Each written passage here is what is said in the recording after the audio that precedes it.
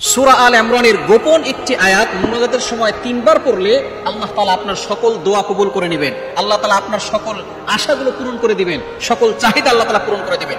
অনেকেই বলে হুজুর দোয়া করছি, দোয়া কবুল হচ্ছে না। দোয়া কবুলের কিছু শর্ত আছে, আর কিছু নিয়ম আছে, কিছু আয়াত আছে এবং কিছু নাম রয়েছে যেগুলো পরে দোয়া করলে আল্লাহ পাক রব্বুল আলামিন দোয়াগুলো কবুল করে নেন। এজন্য অবশ্যই দোয়া কবুল করাতে হলে দোয়া কবুলের শর্তগুলো আগে মানতে হবে। দোয়া কবুলের 1 নম্বর শর্ত হচ্ছে আকলুল হালাল, হালাল খেতে হবে।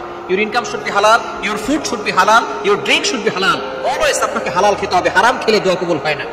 নবীজি সাল্লাল্লাহু আলাইহি ওয়াসাল্লামের জামানায় একবার এক সাহাবী কাবা শরীফের পাশে গিয়ে, একজন ব্যক্তি কাবা শরীফের পাশে গিয়ে দোয়া করতেছেন আর বলতেছেন, ইয়া রব্বে কাবা, হে রব্বে কাবা, হে কাবার রব, হে কাবার রব, হা কাদা হা কাজা, আমাকে এটা দাও, এটা দাও। এভাবে দোয়া করতে করতে তার হাত উপরে উঠে গেছে। সাহাবায়ে কেরাম বলতেছেন, ইয়া রাসূলুল্লাহ, সে যেভাবে দোয়া করতেছে আজকে আমরা সব আল্লাহ তাকে দিয়ে দিবেন।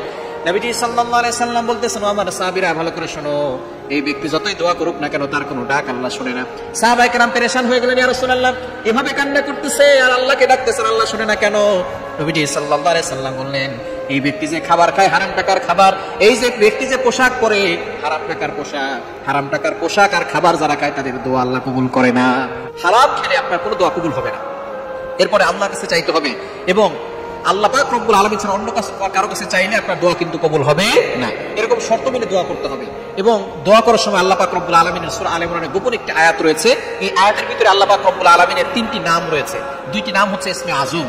আল্লাহ পাক রব্বুল আলামিনের খুবই চমৎকার একটি নাম। এই গুণবাচক নামগুলো পরে দোয়া করলে আল্লাহ পাক রব্বুল আলামিন দোয়া কবুল করেন। আপনি আল্লাহ পাক রব্বুল আলামিন নিজে এটা কোরআন কারীমের ভিতরে বলে দিয়েছেন। কোরআন খুলেন, পবিত্র কোরআনুল কারীমের ভিতরে আল্লাহ পাক রব্বুল আলামিন বলছেন 9 নম্বর পারা 13 নম্বর পৃষ্ঠার 4 নম্বর লাইন, সূরা আরাফের 180 নম্বর আয়াতে আল্লাহ বলছেন, ওয়ালিল্লাহিল আসমাউল হুসনা ফাদউহু বিহা। আল্লাহ পাক রব্বুল আলামিনের এই গুণবাচক নাম করে দোয়া করলে আল্লাহ পাক রব্বুল আলামিন সাথে সাথে তার দোয়াগুলো কবুল করে নেন। এজন্য সূরা আল ইমরানের গোপন আয়াতটি হচ্ছে 3 নম্বর পারা 9 নম্বর পৃষ্ঠার 3 নম্বর লাইন, সূরা আল ইমরানের 2 নম্বর আয়াত। এখানে আল্লাহ তাআলা বলছেন, আল্লাহু লা ইলাহা ইল্লা হুয়াল হাইয়ুল কাইয়্যুম। আল্লাহ একটা নাম আছে, আল হাইয়্যু একটা নাম আছে, আল কাইয়্যুম একটা নাম আছে। আল হাইয়্যু আল কাইয়্যুম এই 2টা নাম হচ্ছে আল্লাহ তাআলার ইসমে আযম, গুণবাচক 2টা নাম।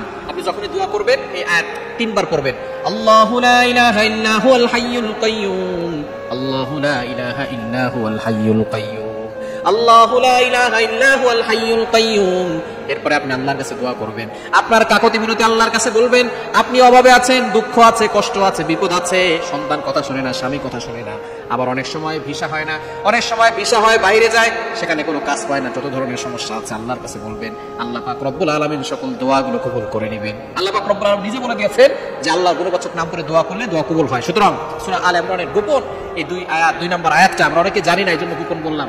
এই আয়াতটা পড়ে আমরা দোয়া করব, আল্লাহ পাক রব্বুল আলামিন সকল দোয়াগুলো কবুল করে নেবেন।